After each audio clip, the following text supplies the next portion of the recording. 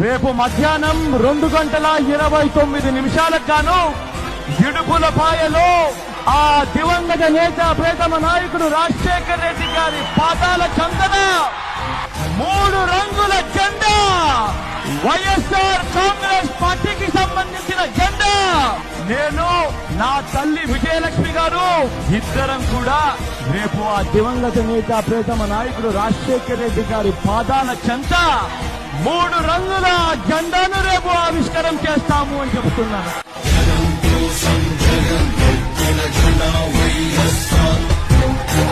Sir, కథలో ముందుకెళ్లారు. ఎంత ముందుకి? చాలా ముందుకెళ్లారు. నా కుమారుడు జగన్మోహన్ రెడ్డి ఈ ప్రాంతం యొక్క సర్వతోముఖమైన అభివృద్ధి చేయాలని ఆకాంక్షతో ఉన్నవాడు, యువకుడు, ఉత్సాహవంతుడు. మీ అందరితో ఒక్కరిగా, మీ అందరిలో అన్నగా, తమ్ముడిగా, మీకు అన్నగా నిలబడి ఉంటాడు. మీ ఆదరణ కోరుతున్నారు.